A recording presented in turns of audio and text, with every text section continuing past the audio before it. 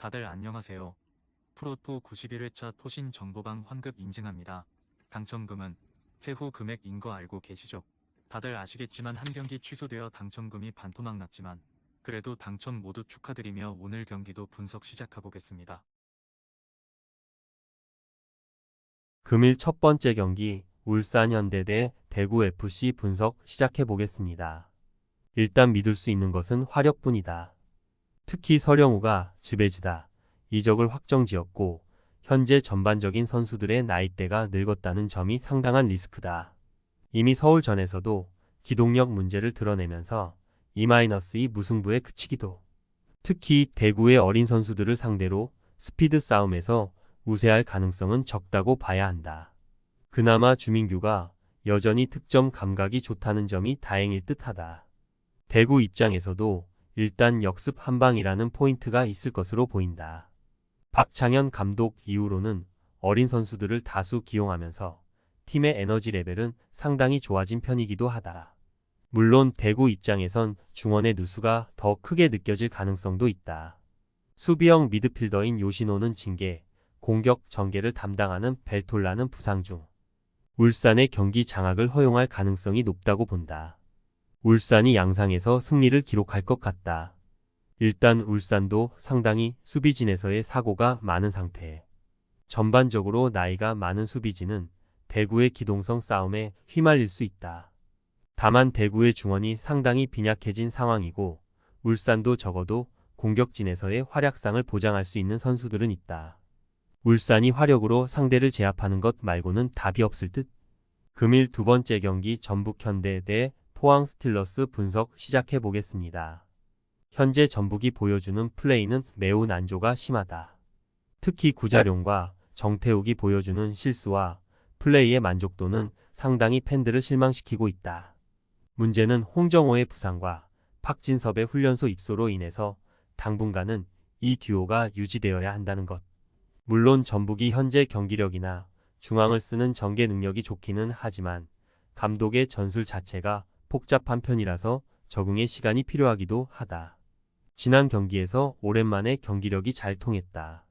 최근 전반적으로 득점력이 잘 통하지는 않았지만 수원 삼성과의 코리아컵에서 로테이션을 과감하게 돌린 것이 주요한 듯. 일단 체력적으로 감독도 만족감을 표했으며 이호재가 2골을 기록하는 등 공격진의 전반적인 활력이 살아났다. 특히 포항이 원정에서 제법 강하고 특히 후반 뒷심이 좋다는 점은 긍정적으로 볼 수 있겠다. 포항이 승리를 기록할 것으로 본다. 전북의 수비는 현재 실수 연발인 상황. 포항이 원정에서 보여주는 끈기와 뒷심이라는 장점을 커버하기는 어려워 보인다. 포항도 코리아컵에서 로테이션을 돌린 덕에 활기나 체력적인 문제를 드러내고 있지 않다는 점이 긍정적인 포인트다. 금일 세 번째 경기 FC 서울 대 강원 FC 분석 시작해 보겠습니다. 서울이 강원을 상대로는 약할 수 있다. 물론 컵 대회에서는 강원이 일부러 잠그는 식으로 나왔지만 당시에는 강원이 로테이션을 꽤 돌렸던 상태. 기성용도 현재 부상으로 없는 상황에서 강원이 매우 공세적으로 들어가는 중앙에서의 압박에 서울이 대응이 깔끔하지 못할 가능성도 있다.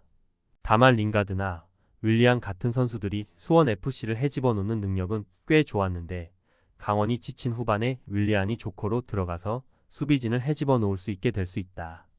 강원이 보여주는 공격성은 여전한 모습이다. 특히 수비적으로 강한 김천 상대로 1분 만에 골을 기록하고 난전을 유도한 점은 놀라웠을 정도. 컵 대회와 달리 강원이 지금은 양민혁 등을 선발로 세울 가능성도 높다. 다만 강원이 원정이고 에너지 레벨을 극도로 투자하는 특성상 후반전까지 페이스를 유지하는 것은 어렵다. 1.66의 원정에서의 기대 실점이 이를 의미한다고 볼 수도 있을 것. 무승부를 기대해보고 있다. 일단 서울도 강원의 매우 강한 압박과 공격성이 부담스러울 것. 다만 강원도 늘 후반에 보여주는 실점 커버 문제점이 없지는 않다. 따라서 서울도 지난 경기 활약이 좋았던 윌리안을 후반에 교체로 내보내서 반전을 만들 여지도 있다. 금일 네 번째 경기 제주 유나이티드 대 인천 유나이티드 분석 시작해 보겠습니다. 현재 부상자가 속출하고 있다. 김학범 감독도 부상자가 많은 상황에서 일정이 상당히 빡빡한 것에 불만을 토로하는 의견을 밝히기도 했다. 일단 제주의 플레이는 전반적으로 활동량 위주의 전술이나 김학범 감독은 수비와 역습으로 얇아진 수비진을 커버하려는 노력을 하기도 한다. 일단 울산전에서 아쉽게 석패를 했을 정도로 역습 성향이 지난 경기에서는 잘 통했던 편. 인천의 문제는 제르소의 부재다. 지난 경기 활로를 뚫어줄 제르소가 없자 무고사도 슈팅 연계로 묶여버리는 모습이었다. 일단 인천은 제르소가 없으면 공격에서의 연결이 잘 안되는 모양새.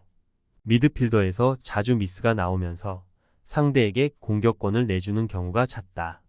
아무리 인천이 수비가 강력하다고 하지만 자주 상대에게 주도권을 내주게 되면 슈팅이 많이 나오는 것은 필연이다. 제주가 이길 가능성도 있을 수 있다고 본다. 일단 인천의 제르소가 없다면 공격이 상당히 부정확해진다는 점이 포인트가 될 듯. 따라서 제주가 생각보다는 공격권을 많이 잡고 가게 될 수 있다. 물론 제주도 부상자들이 많은 상황에서는 상당히 웅크리고 가는 경우도 있는 편. 골이 아주 많이 나올 것 같지는 않다. 금일 5번째 경기 김포FC 대 충북 청주FC 분석 시작해 보겠습니다. 김포의 수비적인 조직력은 여전히 유효하다. 일단 전북전과 비교하면 지난 부산전에서는 5명의 선수가 바뀌었다. 컨디셔닝에 따른 조치로 보이는데 그럼에도 무실점을 기록하게 된 것. 그만큼 고정훈 감독의 수비적인 운영이 여전히 빛을 발휘하고 있다고 할 수 있겠다. 물론 공격진이 힘을 쓰기에는 다소 어려운 상황이긴 하다. 브루노의 화력을 더 올리는 것을 고심하고 있다는 소식. 지난 경기에서는 4골을 기록하면서 폭발력 있는 모습을 보여주었다. 하지만 이는 부천이 경기를 전반적으로 지배하기 위해서 전진한 것을 노린 것. 김포는 기본적으로 매우 보수적인 플레이를 선호하는 편이고 충북 청주도 이를 잘 공략하는 모습은 아니었다. 김포를 이긴 경기에서도 전반적으로 패스 성공률은 75%를 밑도는 편이다. 역시 충북 청주도 공격력을 믿기는 어렵다. 무승부를 기대해 보고 있다. 일단 충북 청주나 김포나 모두 공세보다는 수비적인 모습을 더 자주 보여주는 편이다. 따라서 두 팀이 모두 공격적으로 힘을 크게 쓰기는 어려운 상황으로 보는 것이 옳을 것. 때문에 충북 청주가 최근에는 김포 상대로 강하지만 무승부 비중도 만만치는 않은 이유다. 금일 6번째 경기 서울 이랜드 대 안산 그리너스 분석 시작해 보겠습니다. 일단 지난 경기에서도 수비적인 실수가 나온 점이 포인트. 특히 패스 미스로 상대에게 찬스를 내주는 점이 지속되고 있다. 이랜드가 공격적인 스타일이고 후방에서의 빌드업을 중시하는 팀이기는 하지만 이런 모습이 자주 나오는 것이 좋을 것은 하나도 없다. 특히 안산의 플레이는 임관식 감독 부임 이후에 상당히 공격적으로 변모한 편. 이랜드도 실점 가능성을 아주 낮게 보기는 어렵다. 안산이 강하게 압박을 들어가거나 하는 모델 자체는 괜찮은 편이다. 물론 슈팅으로 이어가는 능력이나 전반적인 찬스 메이킹 능력은 한계가 없지는 않은 편. 특히 안산은 현재 박스 안에서의 슈팅이 평균 꼴찌에 이르고 있다. 결국 김범수 같은 토종 공격수들의 부진도 아쉽지만 팀의 전력 상황이나 외국인 선수가 없는 문제가 더 크다고 할 여지는 있다. 이랜드의 승리를 기대한다. 전력에서의 차이가 꽤 있는 상황으로 본다. 다만 이랜드도 상당히 수비진에서의 빌드업 미스가 많은 모습. 특히 압박 상황을 잘 만드는 안산이라서 의외로 이랜드 역시 실점 가능성을 배제하기는 어려운 상황으로 보아야 할 듯하다. 토신 최종 조합은 영상 아래 고정 댓글로 말 걸어주시면 토신 정보방에서 무료로 공유해드립니다. 제발 손해보면서 토토하지 말고 다같이 웃으면서 즐겁게 베팅합시다. 함께 하실 분들은 부담 갖지 마시고 편하게 말 걸어주세요.